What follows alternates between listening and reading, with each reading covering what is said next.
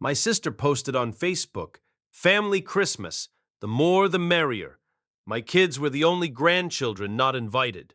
I hit like, commented, "Gorgeous. By the way, the $5,600 Christmas budget I managed for the whole family has been redirected. Merry Christmas." The post was deleted in 11 minutes. 67 missed calls followed. My sister posted the photo while I was loading the dishwasher.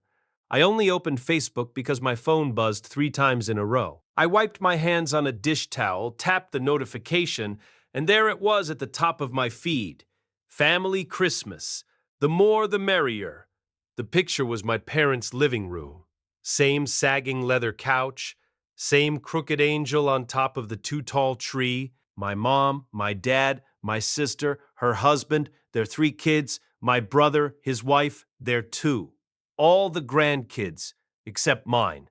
They were all in matching red pajamas. The same stupid pajamas I'd ordered last week and shipped to my parents' house because Mom said she didn't have time to mess with online stuff this year. They were all grinning, cheeks flushed, wrapping paper everywhere. And then my eyes did that automatic scan you do when you're used to counting little heads. 1, 2, 3, 4, 5, 6, 7. Not 8 and 9, not Noah, not Mia. My chest went cold first, then hot. You know that drop in a roller coaster? It felt like that, but sideways somehow. For a second, I honestly thought I was looking at an old photo, and I just missed my kids in the corner. I zoomed in. Behind the couch, above my mom's head, was the little felt banner I bought last month. Christmas 2025 in glitter letters, so not an old photo. Fresh. Tonight, my phone clock said 6:42 p.m. At 4:10 p.m., Mom had texted me. "We're going to keep Christmas small this year, honey. It's just too much with everyone. We'll do something with you and the kids another time, okay? Love you. Another time." But apparently small still meant 9 grandkids. Just not mine. I could hear cartoons from the living room. Mia was curled up under her weighted blanket on the couch with the flu. Noah was building a Lego stadium on the coffee table because he'd promised her a front row seat for the movie later. I stood there in my half-lit kitchen, dishwasher wide open, steam fogging my glasses, staring at a photo of my entire family celebrating the holiday I'd budgeted and planned for, without us. My thumb hovered over the screen. I could feel my heart hammering in my throat, that weird buzzing in your fingers when you're about to do something you can't take back. I hit like, then I tapped comment and typed, "Gorgeous." By the way, the $5,600 Christmas budget I managed for the whole family has been redirected. Merry Christmas. My hand shook a little when I pressed post. The comment popped up under the photo, my name in bold. I watched the little seen by 3 inches appear at the bottom. Mom, Dad, my sister Katie. At 6:53 p.m., the post disappeared. By 6:54, my phone started ringing. By 7:05, I had 18 missed calls. By 9 p.m., the number said 67, and Noah was still on the floor carefully placing plastic fans into his Lego stadium, completely unaware that his grandparents had just thrown a Christmas party for every grandchild but him and his sister. I'm Liam. I'm 36. I live just outside Kansas City, and I own a small online store that sells sneakers and streetwear. It started as a side hustle in my 20s and turned into my full-time job about 5 years ago. I'm a single dad. My ex, Sarah, and I split when Noah was 4 and Mia was 2. We co-parent well enough, but the kids are with me for most holidays because her side of the family lives out of state and flights are expensive. My parents live 15 minutes away. My sister lives 10. My brother Mark is about half an hour out in the suburbs. For as long as I can remember, I've been the one who's good with money. When I was 23 and working in a warehouse, I was the one who set up my parents' first online bill pay because they kept forgetting the gas bill. When my shop took off, I was the one who helped refinance their mortgage.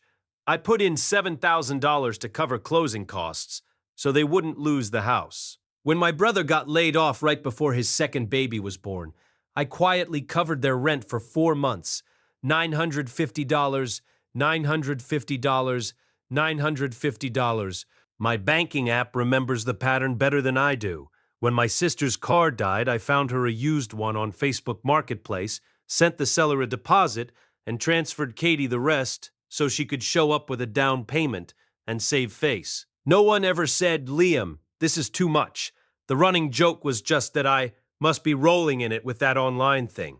As long as the money kept appearing when they needed it, no one asked too many questions. 5 years ago, my mom had the idea for a proper family Christmas.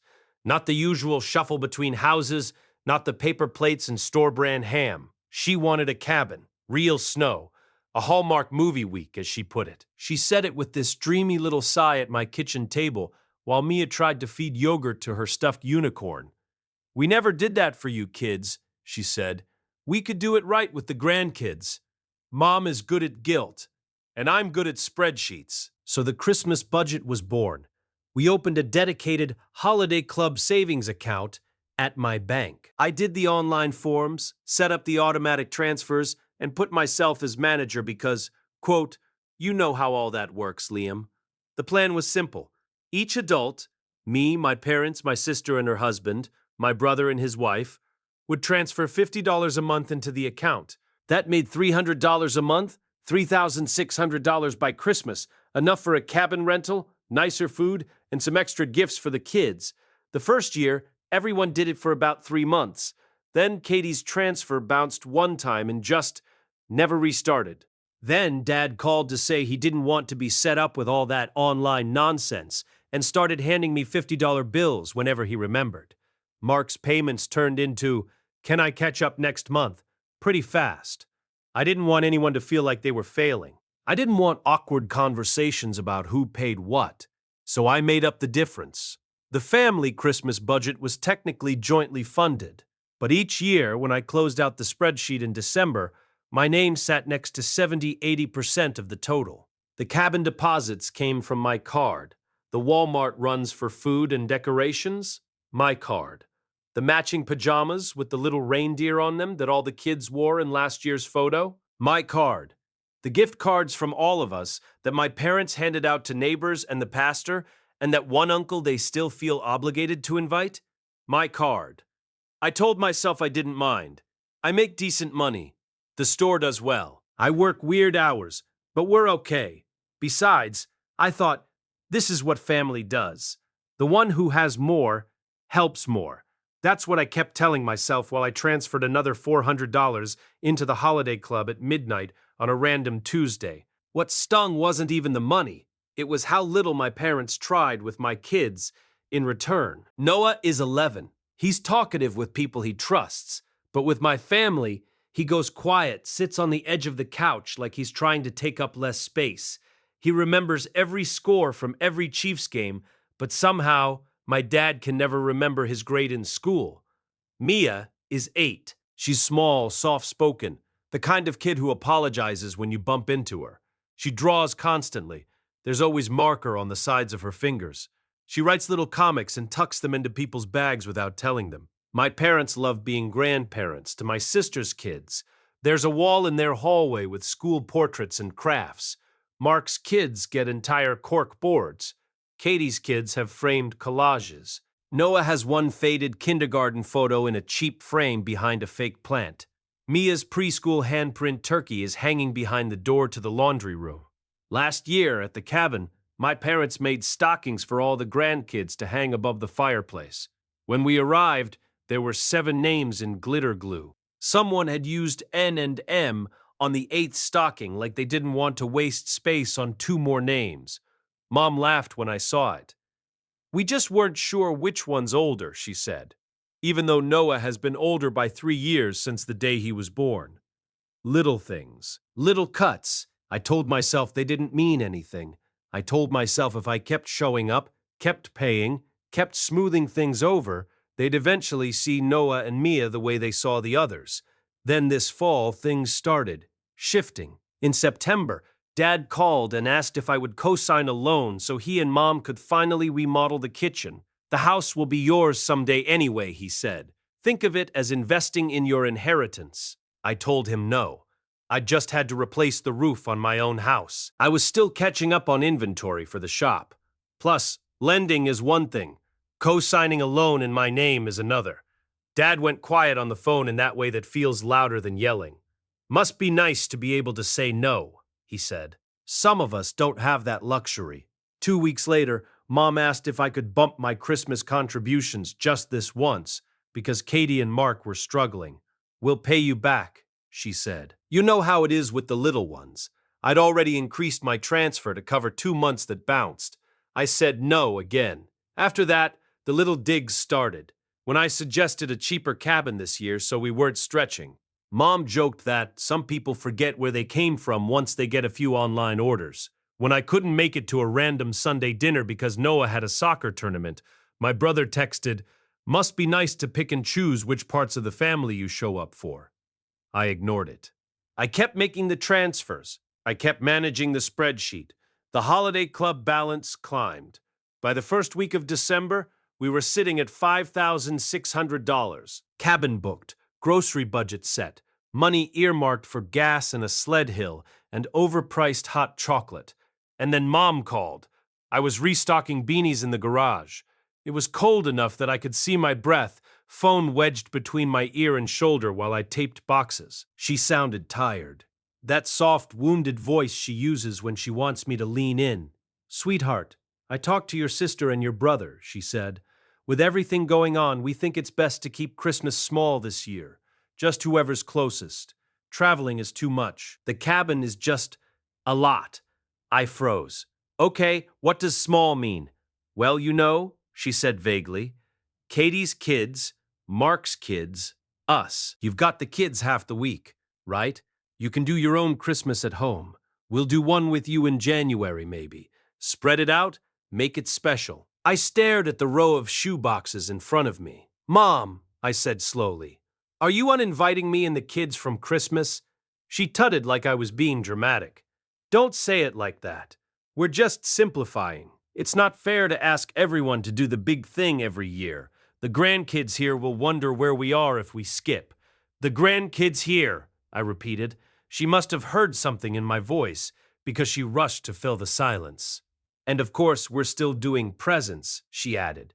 "I already bought things for Noah and Mia. I'll drop them by, okay? The budget is still the budget. You're still the treasurer, we just won't all be in the same place." I wanted to say a lot of things. I wanted to say, my kids already thought of the cabin as our Christmas house. I wanted to say, I'd paid deposits months ago. Instead, I swallowed and said, "Okay," because I am, apparently, a slow learner. I told Noah and Mia that night that we'd be doing a quiet Christmas at home this year. Just us. Movies, pancakes, maybe a drive to see lights. Noah frowned but nodded, trying to be the man of the house the way he thinks he should. Mia asked one question in that small voice. "Did Grandma get mad at us?" I lied and told her no. So when I stood in my kitchen 2 weeks later, looking at a photo of my entire family in those matching pajamas, all of them in my parents' living room under my parents' tree, every grandchild except mine, it wasn't just a surprise party.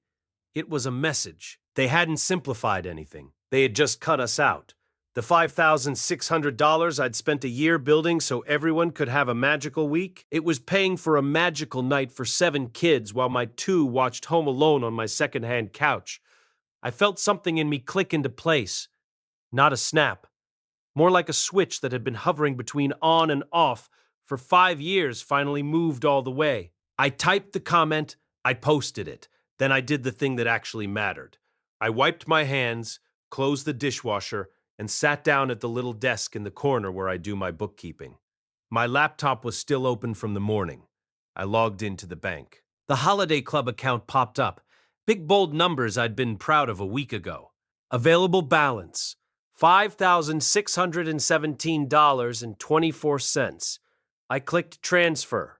From Holiday Club Family Christmas to new account. I'd already opened it in October, quietly, when Dad started pushing the loan. A secondary savings called Kids in Future. Amount, $5,617.24. The website asked if I was sure. I read the confirmation 3 times. My finger hovered over the mouse for a second. No one else was in that decision with me. Not Mom, not Dad, not my siblings, not their kids sitting under that tree. Just me and my cursor. I clicked confirm. A little spinning wheel appeared, then a green check mark. Transfer complete. Holiday Club, 0 cents. Kids and Future, $6. XXX. The exact number doesn't matter here. What mattered was the label. I sat there a second, looking at the empty account. Then I clicked Close Account. The site chirped, asked a few more questions, and then, this account has been closed. I took a screenshot and saved it. Then I picked up my phone, turned it face down so I didn't have to see the number of missed calls climbing, and went back to the living room. Mia had fallen asleep, head on Noah's shoulder, his arm around her like a tiny bodyguard. On the TV, Kevin was setting up paint cans and rope. "Hey, buddy," I said quietly. He looked up. "Yeah? How do you feel about us doing a little trip after Christmas? Just the three of us. Maybe a cabin. Board games. Snow if we can find it." His whole face lit up. "For real?" "For real," I said. "I've got the budget." They started with my sister. Text from Katie at 6:56 p.m. "Liam, delete that now. Mom is crying." Then a call from home, my parents' landline, at 6:57, 6:59, 7:01. Voicemail at 7:03.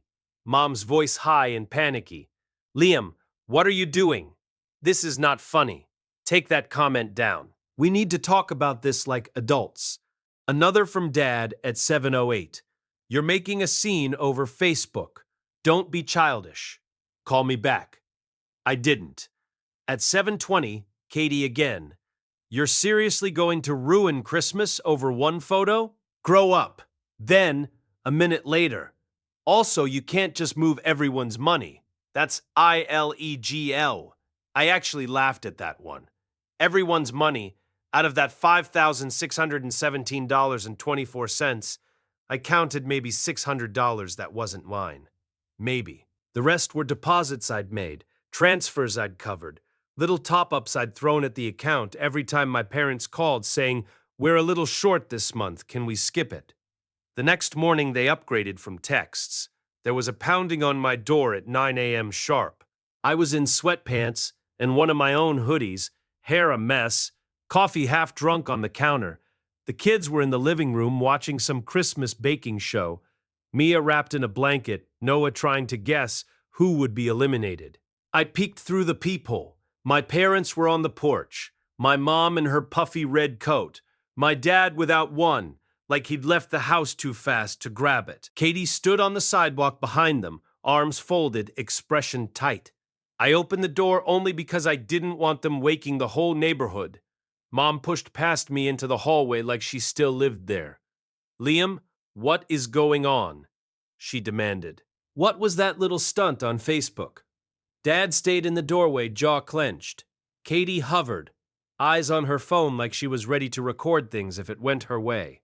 I took a breath. "What's going on is you threw a Christmas party for every grandchild except mine and called it Family Christmas. The more the merrier." Mom rolled her eyes. "Oh, for goodness sake, it wasn't like that. You know we were going to do something separate with you. We talked about this." "You said you were keeping it small," I said. "Looks pretty big from where I'm sitting." Dad cut in. "We're not here to dissect a Facebook caption. We're here because you can't just take money that isn't yours." There it was. Not, "Why weren't your kids there?" Not, "We're sorry they were left out."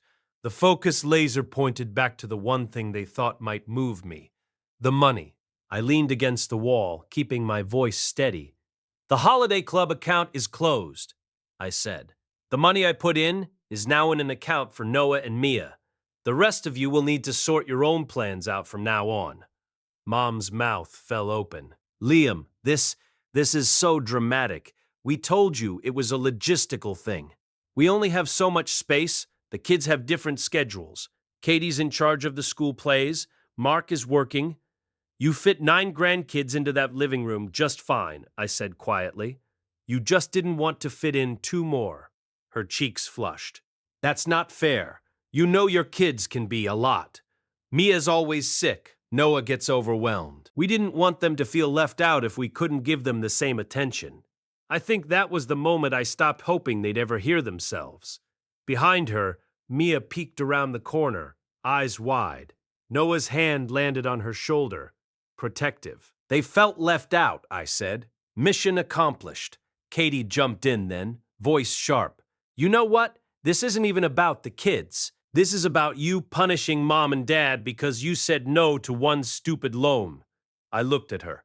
One loan, 10 years of bills, a mortgage refinance, 3 bailouts, and 5 years of Christmas budgets. I said, this isn't about punishment, Katie. It's about boundaries. Dad scoffed. Oh, here we go. Therapy words. Boundaries. Liam, we're your parents. We're family. Money doesn't come with strings in this house. It always came with strings, I said. They were just tied to me, not to you. Mom's eyes glistened. We've done so much for you. We watched the kids when you were getting that store off the ground. We helped you after the divorce. You watched them 3 Saturdays, and you remind me every time you see them, I said, still calm. You hold your help over people like a trophy. Her face twisted. And you're any different? You hold your money over our heads. Look at Liam, the successful one. Look at his little online empire saving us poor peasants. I shook my head. I held my tongue. I said, for years, I paid and I kept quiet, and I told myself one day you'd treat my kids like they belonged. Instead, you managed to get exactly what you wanted, the money without the people. Dad finally stepped into the hall. Enough, he snapped. We're not going to grovel in front of your kids. You will transfer that money back, today, or we're going to have a problem. Behind him, Noah stiffened, Mia's hand creeping into his. I met my father's eyes. For most of my life, that look has made me feel about 6 years old. It didn't this time. I'm not your backup bank, I said evenly. I'm your son. Noah and Mia are your grandchildren. You chose not to treat them like that. I'm choosing not to fund a family my kids aren't part of. There was a beat of silence. Then Katie exhaled hard. You're unbelievable, she said. You think money makes you better than us. No, I said. I think money stopped you from seeing how badly you were treating us, because there was always another deposit to distract you.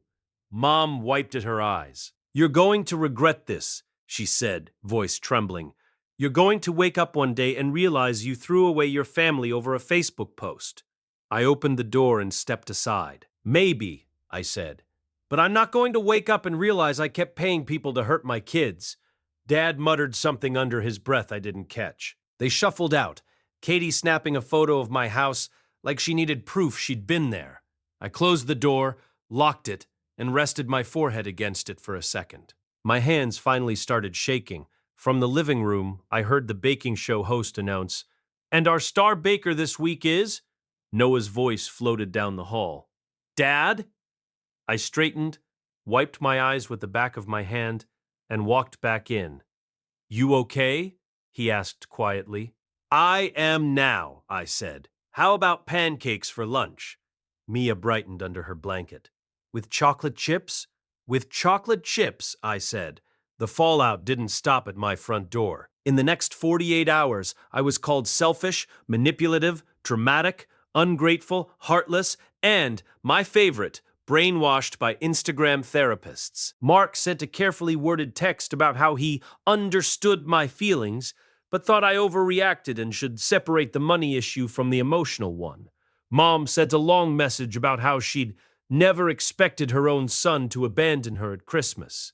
Katie put up a passive-aggressive Facebook status about people weaponizing money when they don't get their way. She left out the part where her kids were opening gifts under a tree in pajamas I paid for. Sarah, my ex, dropped by to pick up an overnight bag for the kids and caught me staring at my phone like it was a live grenade. She read a few of the messages over my shoulder and frowned. You okay? She asked. I shrugged. Depends on your definition. She put the bag down. Want my opinion? I nodded. You should block them for a while, she said. At least until they figure out how to text without pretending your kids are invisible. I laughed. Short, and surprised. "You don't think I'm being petty?" "No," she said.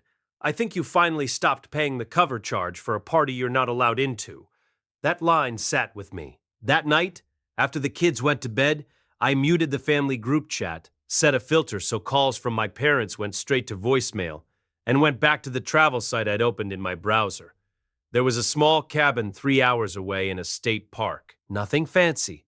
2 bedrooms, a pull-out couch, a fireplace that probably smoked more than it warmed. Available from December 27th to 30th. Total price, including cleaning fee and taxes, $742. I booked it. When the confirmation email came through, I forwarded it to myself and added one line. For Noah and Mia. From Dad finally choosing correctly. We left 2 days after Christmas. The grandparents' gifts for the kids, a sweater a size too small for Noah, and a generic art set for Mia that still had the clearance sticker on the back, were left on the kitchen table. I'd thanked them over text. I hadn't invited more. We drove through bare trees and past frozen fields, the kids arguing about which playlist to put on, Mia's cough finally fading. The cabin was exactly what the photos promised. A little worn, a little drafty, but ours. I let Noah be in charge of the fire. I let Mia tape her drawings up on the walls. We roasted marshmallows over the stovetop when the wood was too damp. We played Uno until midnight.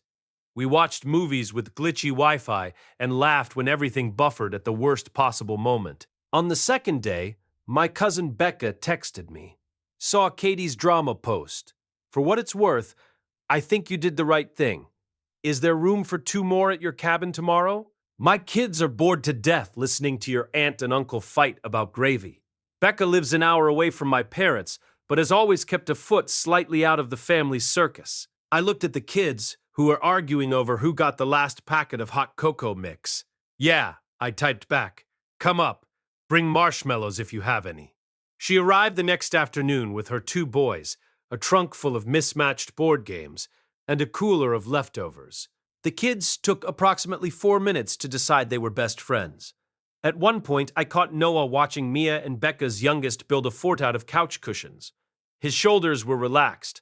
His face looked softer than it had in weeks. Becca came to stand next to me at the tiny kitchen window. "So," she said quietly, "you finally cut them off." I stared at the trees. "Yeah. Took you long enough," she said. "No judgment in it. Just fact. You're not, I don't know. Disappointed I ruined the sacred family Christmas?" She snorted.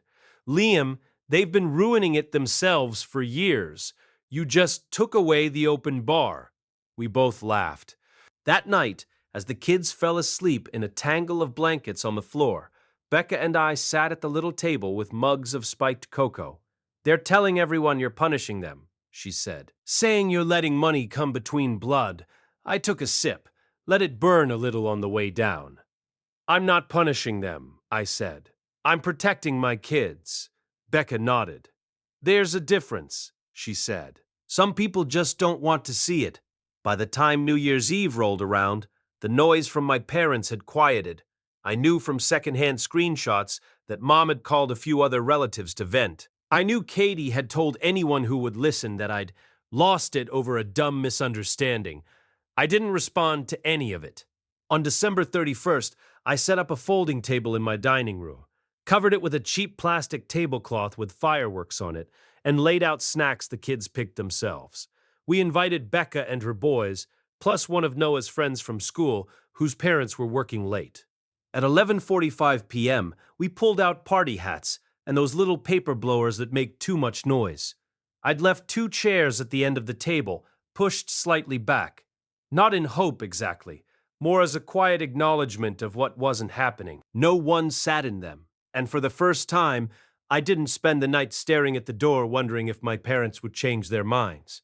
At 11:59, we all crowded into the living room. The kids yelled numbers at the TV as the countdown started. 10, 9, 8. Noah stood next to me, hand resting lightly on my arm. Mia, still in her penguin pajamas, clutched her stuffed fox. 3, 2, 1, everyone shouted. Confetti poppers went off. One of the boys stepped on a streamer and almost fell. then laughed so hard he had to sit down. I looked around my slightly cramped, slightly messy living room. My kids were laughing. They weren't craning their necks to see if Grandma noticed them. They weren't counting gifts to make sure they got the same number. They weren't watching my face to see if I would step in. They were just happy.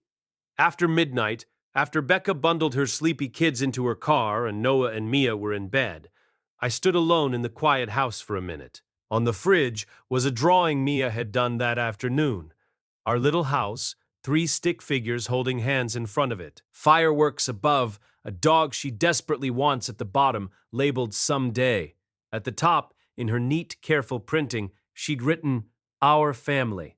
No grandparents, no aunts, no cousins, just us. It should have made me sad. Instead, it felt honest.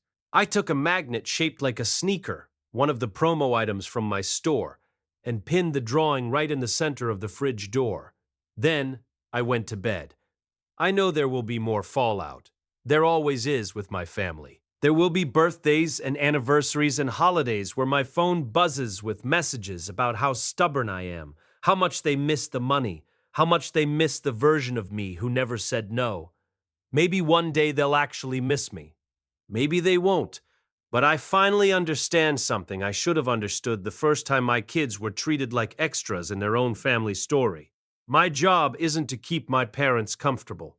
My job is to keep Noah and Mia safe. Even if the thing I'm protecting them from is a living room full of people wearing matching pajamas, smiling for a camera, and pretending the more the merrier, doesn't have an asterisk. This year, the asterisk is gone. So is the $5,600. And for the first time in a long time, I feel like we might actually have a shot at a Merry Christmas of our own.